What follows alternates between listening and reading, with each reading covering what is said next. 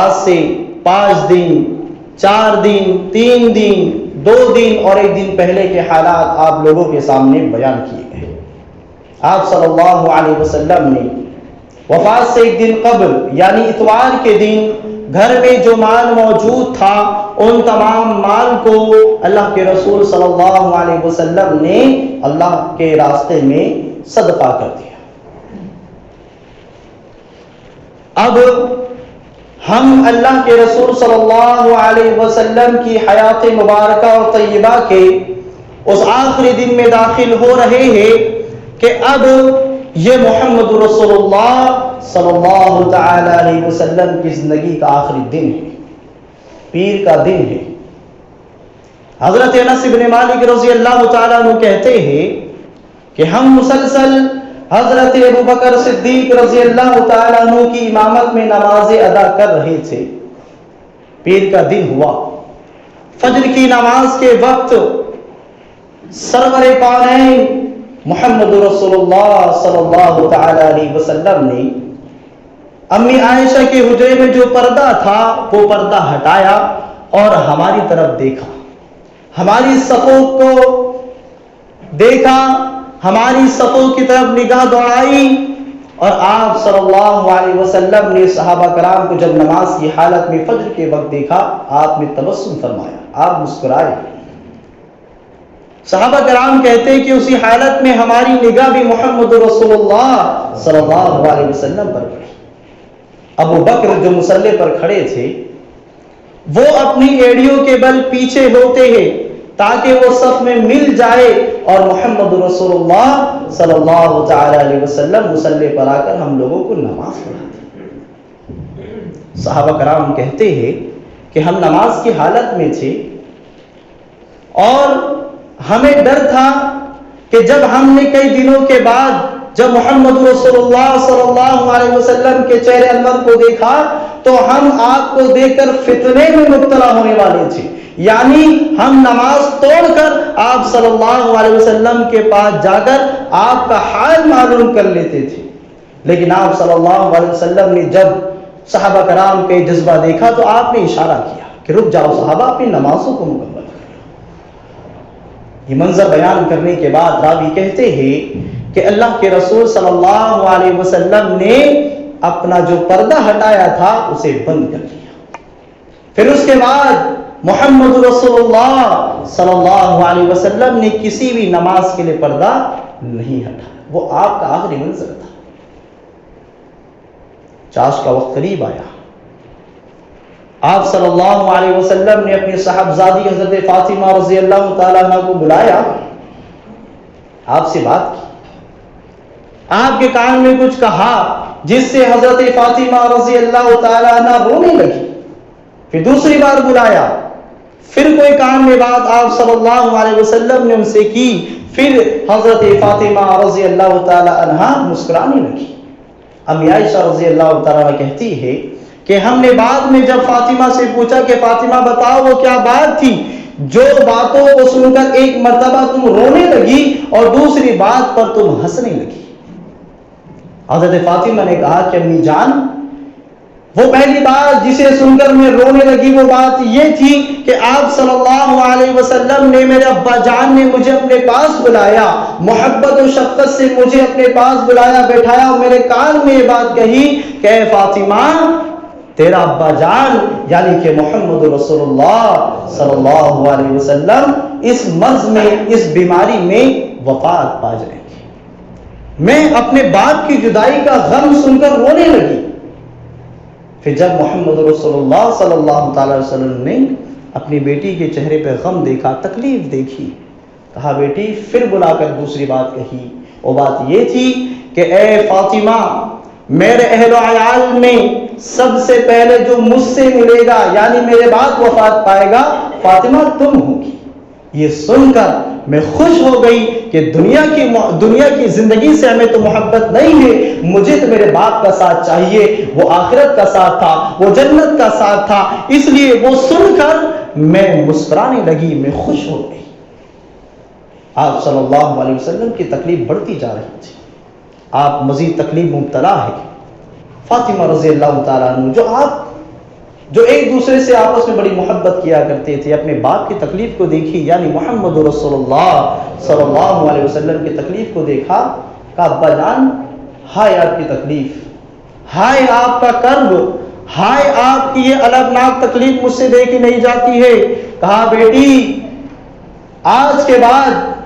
تیرے ابا پر, تیرے باپ پر, یعنی محمد رسول اللہ صلی اللہ علیہ وسلم پر اس تکلیف کے بعد دوسری تکلیف آنے والی نہیں ہے, یہ آخری تکلیف ہے. اللہ کے رسول صلی اللہ علیہ وسلم کو مزید تکلیف بڑھتی ہے. آپ صلی اللہ علیہ وسلم اس زہر کی تکلیف کو, اس زہر کے اثر کو اپنی آخری زندگی کے لمحات میں محسوس کر رہے. کہا عائشہ جو زہر مجھے خیبر میں دیا گیا تھا برابر اس کی تکلیف کو, اس کے درد کو میں برابر محسوس کر رہا, اور ایسا لگتا ہے کہ وہ زہر میری رگوں کو, میری نسوں کو کاٹ رہا ہے. یہ بات کہنے کے بعد آپ صلی اللہ علیہ وسلم نے پھر وصیت فرمائی. آپ صلی اللہ علیہ وسلم نے کہا کہ اللہ رب العالمین یہود و نصارہ کو ہلاک و برباد کرے, ان پر لعنت نازل ہو. انہوں نے اپنے انبیاء کی قبروں کو سجدہ کرنے کی جگہ بنا لیا تھا, سجدہ گاہ بنا لیا تھا. میرے صحابہ تم ایسا نہ کرنا, میرے اہل بیت تم ایسا نہ کرنا جس طریقے سے یہود و نصارہ نے کیا ہے. پھر آپ صلی اللہ علیہ وسلم کی زبان مبارک پر بار بار یہ الفاظ تھے, الصلاۃ الصلاۃ وما ملکت ایمانکم, نماز نماز نماز, اور اپنے ماتحتوں کا خیال رکھنا. یعنی بار بار آپ صلی اللہ علیہ وسلم اس تکلیف میں تھے, آپ چاہتے تو اور وصیتیں کر سکتے تھے, لیکن آپ نے نماز کا ذکر کیا, اس کے پاس ذمہ داری کا احساس دلایا کہ جو تمہاری ماتحتی میں ہے, جو تمہارے زیر دست ہے, تم ان کا خیال رکھنا, نمازوں کی پابندی کرنا. میرے بھائیو دوستو یہاں رکے, اور وہ بھائی وہ ہمارے عزیز ساتھی ذرا سوچے کیا اب بھی اتنی تکلیف میں کہ محمد رسول اللہ صلی اللہ علیہ وسلم نماز کی وصیت کر رہے ہیں, اس سے بڑی فضیلت اور نماز کی اہمیت کیا ہو سکتی ہے. آپ اسی اہمیت کو محمد رسول اللہ صلی اللہ علیہ وسلم کے درد اور تکلیف کا لحاظ کرتے ہوئے, اس کا لحاظ کرتے ہوئے آپ کیوں نہ اپنے آپ کو نماز کا پابند بنا لیں. یقیناً میرے بھائیوں دوستو جو بھی نماز کی پابندی کرتے ہیں یقیناً وہ محمد رسول اللہ صلی اللہ علیہ وسلم کے درد کو اپنے سینے میں محسوس کرتے ہیں. آپ نے وصیت بار بار فرما رہے تھے. امی عائشہ فرماتی ہے کہ عرش والے رب نے, میرے رب نے, میرے خالق نے مجھ پر یہ انعام کیا کہ محمد رسول اللہ صلی اللہ تعالی علیہ وسلم کو میری باری کے دن میری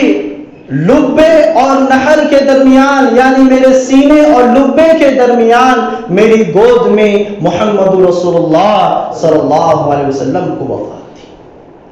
آپ کی جب تکلیف بڑھتی گئی, جب نزع, جب روح کا پرواز کا جب معاملہ شروع ہوا, آپ کی تکلیف بڑھی. وہ تکلیف کو دیکھ کر امی عائشہ رضی اللہ تعالی عنہ نے محمد رسول اللہ صلی اللہ علیہ وسلم کو اپنے سینے سے لگا لیا آپ کی تکلیف کی وجہ سے. فرماتی ہے کہ اس عالم میں رب نے مجھ پر احسان نہیں کیا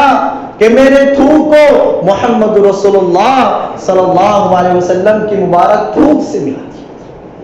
وہ معاملہ ہی ہوا کہ عبد الرحمن ابن ابی بکر رضی اللہ تعالی عنہ اللہ کے رسول صلی اللہ علیہ وسلم کے پاس نزع کے وقت کھڑے ہیں, اور آپ کے ہاتھ میں مسواک تھی, آپ مسواک کر رہے تھے, اور آپ صلی اللہ علیہ وسلم برابر اس مسواک کو دیکھ رہے تھے. امی عائشہ سمجھ گئی کہ شوہر کیا خواہش کرتا ہے. یہاں بیویوں کے لیے بھی اللہ کے رسول صلی اللہ علیہ وسلم کی حیات مبارکہ کے آخری ایام میں پیغام ہے کہ وہ اپنے شوہروں کا اتنا خیال رکھے کہ شوہر اپنی زبانوں سے کوئی حق ادا کرے یا نہ کرے, بیوی احساس سے, ان کے جذبات سے, ان کے حق کو, ان کے مطالبے کو پہچانے. یہ درس امی عائشہ رضی اللہ تعالیٰ کا سلوک ہمیں اور آپ کو دیتا ہے. میرے بھائیوں آپ صلی اللہ علیہ وسلم سے کہا کہ آپ مسواک کرنا چاہتے ہیں, تکلیف اتنی ہے کہ آپ زبان سے بول نہیں پا رہے ہیں، آپ نے سر کے اشارے سے کہا کہ ہاں میں مسواک کرنا چاہتا ہوں، آپ کو مسواک دی گئی، مسواک سخت تھی، آپ اس کو چبا نہ سکے۔ امی عائشہ رضی اللہ تعالیٰ عنہ کہتی ہیں کہ پھر میں نے آپ صلی اللہ علیہ وسلم سے مسواک مانگی اور اس کو اپنے منہ میں چبایا، اچھا نرم کیا، اسے تھوک لگایا، پھر اسے محمد رسول اللہ صلی اللہ علیہ وسلم کے دست مبارک میں دے دیا۔ پھر آپ نے اس مسواک کو اپنے ہاتھ میں لیا اور آپ اس سے اپنے منہ کو صاف کر رہے تھے۔ یہ آپ صلی اللہ علیہ وسلم کی زندگی کا آخری عمل تھا جو آپ صلی اللہ علیہ وسلم نے کیا تھا۔ آپ کی زندگی کا آخری عمل مسواک تھا، منہ کی صفائی تھا۔ آج دیکھیں میرے بھائی اور دوستوں کہ ہم اس عمل سے آپ صلی اللہ علیہ وسلم کے اس طریقے سے کتنا دور ہو گئے۔ شاید ہی کوئی میرے بھائی اور دوستوں ہم ہی میں سے، آپ ہی میں سے مسواک کا اہتمام کرتا، لیکن آپ صلی اللہ علیہ وسلم نے اپنی زندگی کے آخری لمحات میں بس یہ عمل کیا تھا۔ یہ اہمیت مسواک کی اس سے واضح ہوتی۔ پھر آپ صلی اللہ علیہ وسلم نے اپنی انگلی کو چھت کی جانب بلند کیا، اپنی نگاہیں چھت کی طرف بلند کی۔ نزاع کا وقت ہے، روح کے پرواز کا عالم ہے۔ آپ صلی اللہ علیہ وسلم دھیرے دھیرے کوئی بات کر رہے ہیں۔ امی عائشہ رضی اللہ تعالی عنہ اپنے کان کو محمد رسول اللہ صلی اللہ علیہ وسلم کے پاس لے گئی۔ آپ صلی اللہ علیہ وسلم کہہ رہے تھے لا الہ الا اللہ، اللہ کے سوا کوئی معبود نہیں، اللہ کے سوا کوئی عبادت کے لائق نہیں۔ موت کی سختیاں ہوتی ہے، موت کی تکلیفیں ہوتی ہے، موت کی وجہ سے تکلیفیں دی جاتی ہے، اس تکلیفوں کا ذکر اللہ کے رسول صلی اللہ علیہ وسلم کر رہے تھے اور کہہ رہے تھے ان شہداء، صالحین، صدیقین کے ساتھ میرے پروردگار جس پر تو نے انعام کیا ہے، جن کو تم نے انعامات سے نوازا ہے، اے میرے رب مجھے بخش دے، اے میرے رب مجھ پر رحم فرما، اے میرے رب مجھے رفیق اعلیٰ سے ملا دے، رفیق اعلیٰ سے ملا دے، رفیق اعلیٰ سے ملا دے۔ آپ صلی اللہ علیہ وسلم کی زندگی کے بس یہی آخری الفاظ تھے۔ آپ فرما رہے تھے مجھے رفیق اعلیٰ سے ملا دے، رفیق اعلیٰ سے ملا دے۔ اس کے بعد یہ ہوا کہ محمد رسول اللہ صلی اللہ علیہ وسلم کا جو ہاتھ آسمان کی طرف بلند تھا وہ آج جھک جاتا ہے، وہ ہاتھ زمین کی طرف آ جاتا ہے، اور محمد رسول اللہ صلی اللہ علیہ وسلم اپنے تمام صحابہ کرام کو روتا، بلکتا، تڑپتا ہوا چھوڑ کر حقیقی معنوں میں اپنے رفیق اعلیٰ سے جا ملتے ہیں۔ انا للہ و انا الیہ راجعون۔ اس کائنات کی سب سے بڑی مصیبت میرے بھائیو دوستو یہی تھی کہ محمد رسول اللہ صلی اللہ علیہ وسلم اپنے شہید صحابہ کرام کے درمیان سے وفات، اور یہ وہی تاریخ میرے بھائیو دوستو 12 ربیع الاول سن 11 ہجری پیر کا دن ہے، چاش کا وقت ہے،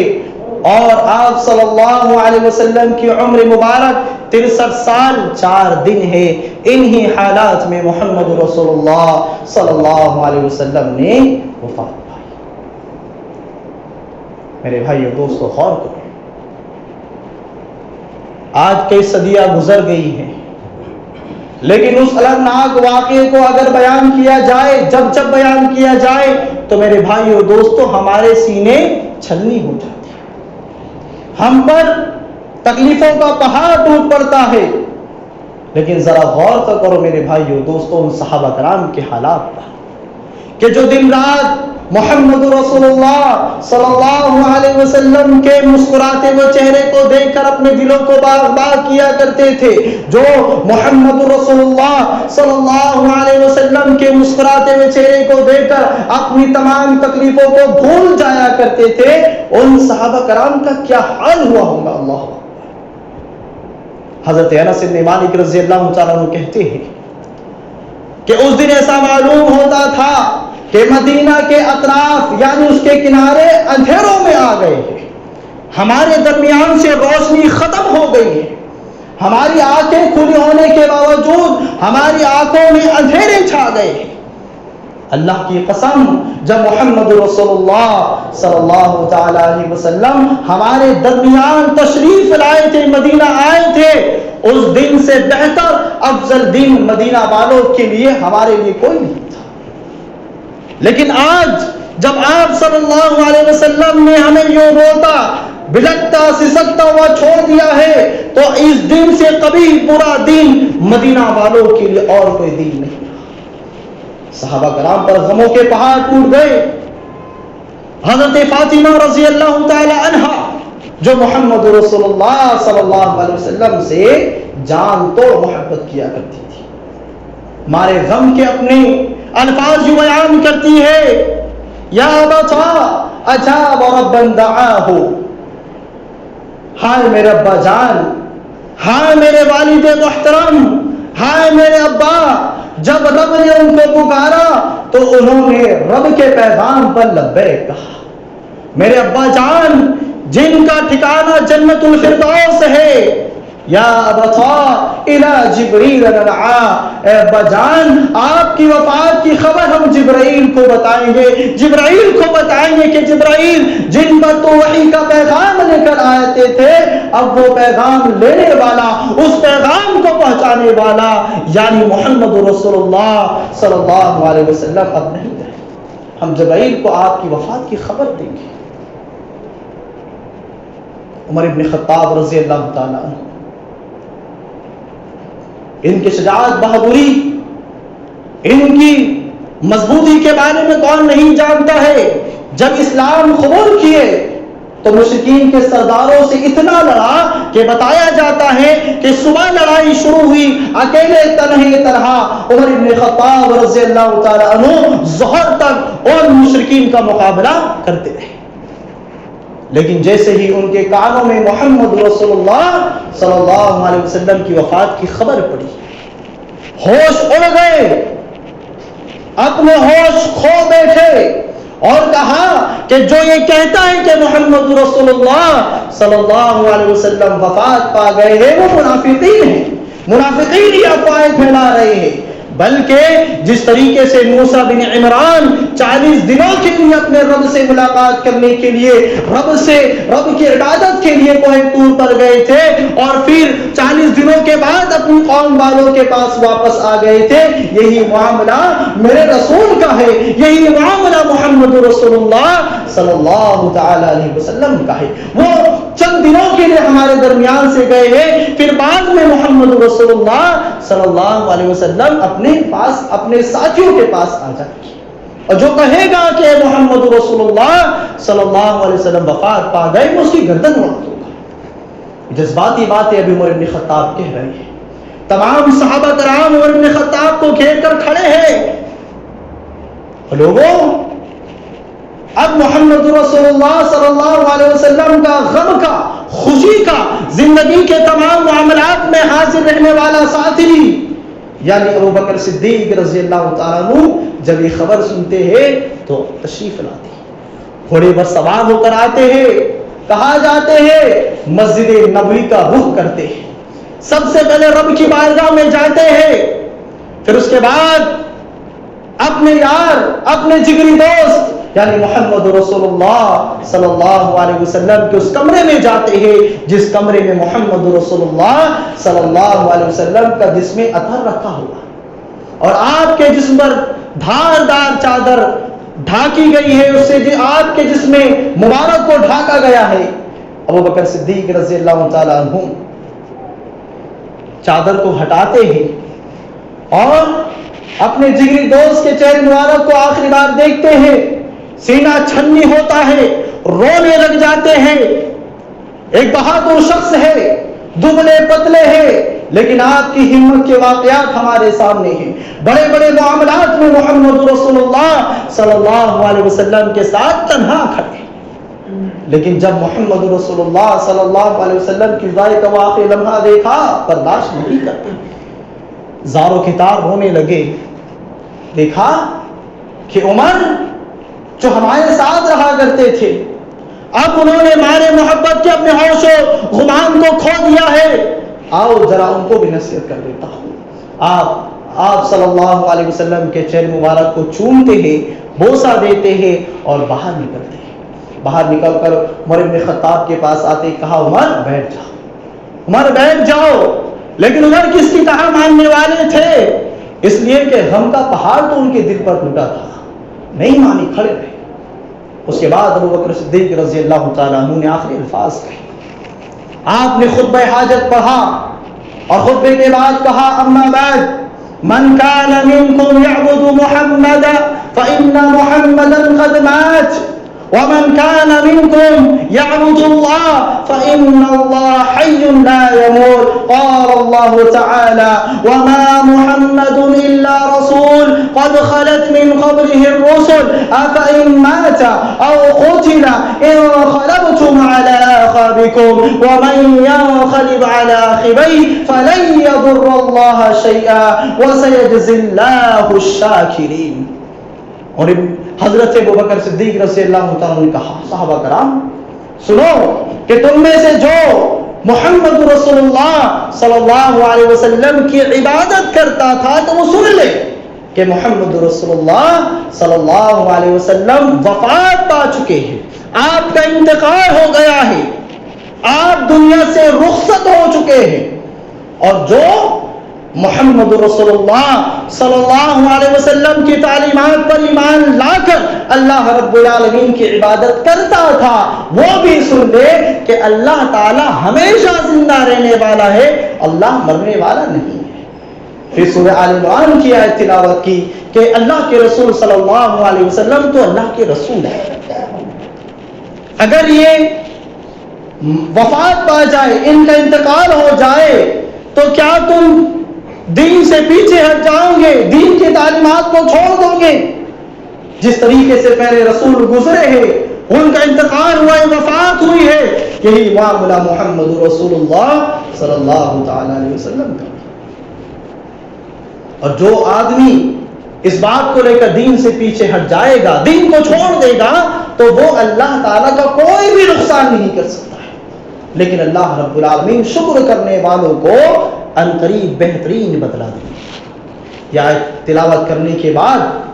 حضرت عبداللہ بن عباس رضی اللہ تعالیٰ عنہ کہتے ہیں کہ یہ آیت جب ہم نے سنی تو ہم سوچ رہے تھے کہ یہ آیت قرآن میں نازل ہوئی یا نہیں ہوئی, یعنی یہ آیت کا علم تنہا ابو بکر صدیق رضی اللہ تعالیٰ عنہ کو تھا. یہ آیت سننے کے بعد پھر تمام صحابہ کرام کی زبان پر یہ آیت تھی وما محمد الا رسول, کہ محمد رسول اللہ صلی اللہ علیہ وسلم تو اللہ کے رسول ہے, ان سے پہلے بہت سے رسول گزرے ہیں, ویسے آپ بھی گزر گئے, آپ بھی وفات پا گئے. تمام صحابہ کرام اس آیت کو ورد کرنے لگے, تلاوت کرنے لگے. عمر بن خطاب رضی اللہ تعالیٰ عنہ کہتے ہیں کہ جو غم کا پہاڑ ٹوٹا تھا اس کو کسی طریقے سے سہارا دے رہا تھا کہ لوٹ کر آ جائیں گے, لیکن اب رب کا فرمان سننے کے بعد یقین ہو گیا. وہ آیا سننے کے بعد عمر بن خطاب کہتے کہ میری پیٹھ ٹوٹ گئی, میرے پیر میرے جسم کے وزن کو برداشت نہ کر سکے اور میں اسی حالت میں مارے غم کے زمین کی جانب گر گیا, اور میں نے یقین کر لیا کہ واقعی حقیقت میں محمد رسول اللہ صلی اللہ علیہ وسلم وفات.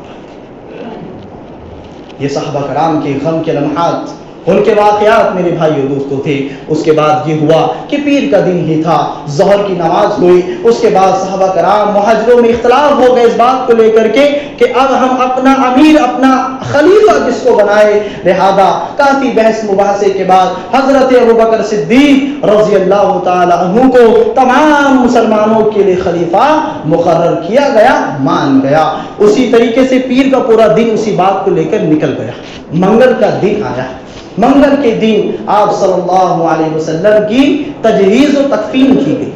آپ کو غسل دیا گیا، اور غسل اس طریقے سے دیا گیا کہ آپ جن کپڑوں میں وفات پائے تھے ان کپڑوں کو اتارا نہیں گیا، بلکہ انہی کپڑوں میں آپ صلی اللہ علیہ وسلم کو حضرت عباس اور ان کے دونوں بیٹے حضرت علی، اسامہ بن زید اور ان کے غلام اللہ کے رسول صلی اللہ علیہ وسلم کے غلام سقران اور اوس بن خولہ، ان تمام صحابہ کرام نے محمد رسول اللہ صلی اللہ علیہ وسلم کو غسل دیا۔ الغسل اس طریقے سے دیا جا رہا تھا کہ حضرت عباس اور ان کے دونوں بیٹے آپ صلی اللہ علیہ وسلم کے پہلو کو بدل رہے تھے۔ جب ادھر کا حصہ دھویا جاتا تو وہ ادھر پلٹانے کا یعنی الٹ پھیر کرنے کا وہ کام کر رہے تھے۔ اسی طریقے سے حضرت اسامہ اور سقران یہ دونوں آپ صلی اللہ تعالی علیہ وسلم کے جسم مبارک پر پانی بہا رہے تھے، اور حضرت علی رضی اللہ تعالیٰ عنہ جو کہ آپ صلی اللہ علیہ وسلم کے داماد تھے، چچا زاد بھائی تھے، وہ آپ کو اپنے ہاتھوں سے آپ کے جسم کو غسل دے رہے تھے، صاف کر رہے تھے۔ اور حضرت اوس بن خولہ رضی اللہ تعالیٰ عنہ یہ آپ صلی اللہ علیہ وسلم کے جسم مبارک کو اپنے سینے سے لگائے ہوئے یعنی ٹیک لگائے ہوئے وہاں پر موجود تھے۔ آپ صلی اللہ علیہ وسلم کو 3 یمنی دھاری دار چادروں میں کفن دیا گیا، اس میں پگڑی اور کرتا نہیں تھا، اسی کپڑوں میں آپ صلی اللہ علیہ وسلم کو لپیٹا گیا۔ اور اس کے بعد اب یہ اختلاف ہو گیا کہ آپ صلی اللہ علیہ وسلم کی تدفین کہاں ہو، آپ کو کہاں دفنایا جائے، مسلمانوں کے قبرستان میں یا کہاں دفنایا جائے۔ تو حضرت ابوبکر صدیق رضی اللہ تعالیٰ مشورہ دیا کہ میں نے محمد رسول اللہ صلی اللہ تعالیٰ علیہ وسلم سے سنا تھا کہ انبیاء جہاں ان کی وفات ہوتی ہے ان کو وہی دفنایا جاتا ہے، لہذا ابو طلحہ رضی اللہ تعالیٰ عنہ نے اس بستر کو جس پر آپ وفات پائے تھے اس جگہ سے ہٹایا، اور آپ کی قبر کو انہوں نے کھودا، اور آپ کی قبر لحدی تھی یعنی بغلی تھی، بغلی قبر آپ کی کھودی گئی۔ اس کے بعد آپ صلی اللہ تعالی علیہ وسلم کی نماز جنازہ ادا کی گئی، اور نماز جنازہ ادا کرنے کا طریقہ یہ تھا کہ آپ صلی اللہ علیہ وسلم کے آگے کوئی امام نہیں تھا، 10 صحابہ کرام بڑھ بڑھ کر آپ صلی اللہ علیہ وسلم کی نماز جنازہ پڑھتے تھے۔ پہلے آپ کے خانوادہ یعنی بنو ہاشم نے نماز جنازہ ادا کی، اس کے بعد مہاجر صحابہ نے، اس کے بعد انصار صحابہ نے، اور ان کے بعد تمام خواتین، تمام عورتوں نے، اور عورتوں کے بعد تمام بچوں نے آپ صلی اللہ علیہ وسلم کی فردن نماز جنازہ ادا کی۔ منگل کا پورا دن بھی نماز پڑھنے میں گزر گیا، پھر بدھ کا دن آیا، بدھ کا دن بھی اس میں گزر گیا، حتیٰ کہ رات کا درمیانی حصہ بھی اللہ کے رسول صلی اللہ علیہ وسلم کی نماز جنازہ پڑھنے میں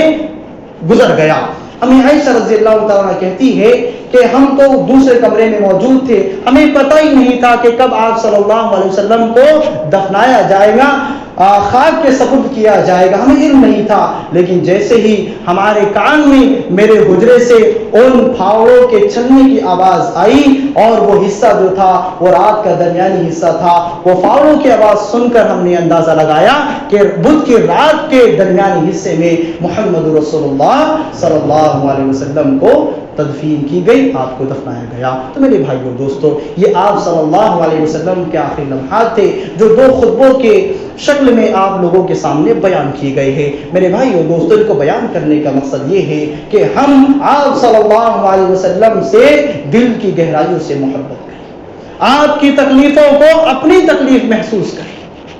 اور آپ کی وفات کا چاہے وہ مہینہ ربیع الاول ہی تھا، ہم تاریخ میں بحث نہیں کرتے ہیں، لیکن وہ مہینہ کتنا خطرناک تھا، لیکن آج میرے بھائیو دوستو 12 ربیع الاول کے دن جو کیا جاتا ہے، ڈی جے بجائے جاتے ہیں، ناچ ناچے جاتے ہیں، گانے بجائے جاتے ہیں، میوزک کا استعمال کیا جاتا ہے، سڑکوں کو جام کیا جاتا ہے، خواتینوں کا ہجوم لگایا جاتا ہے، مٹھائیاں تقسیم کی جاتی ہے۔ میرے بھائیو دوستو، ذرا دل پر اپنے ہاتھ رکھ کر سوال کرے کہ جس مہینے میں تمہارے باپ کا، تمہارے بھائی کا اگر انتقال ہو جائے، کیا تم اس دن ڈی جے بجاؤ گے، ناچ گانا کرو گے، مٹھائیاں تقسیم کرو گے؟ تو جب تم جو بات اپنے بھائی کے لیے، اپنے باپ کے لیے، اپنے خاندان والوں کے لیے برداشت نہیں کر سکتے ہو، تو اس مہینے میں، اس تاریخ کو تم محمد رسول اللہ صلی اللہ علیہ وسلم کی دردناک وفات کے نام پر، وفات کے دن خوشیاں کیوں مناتے ہو؟ یہ تمہاری محبت نہیں ہے، تمہاری محبت نہیں ہے، بلکہ محبت کے نام پر تم کو شیطان جہنم کی آگ میں دھکیل رہا ہے۔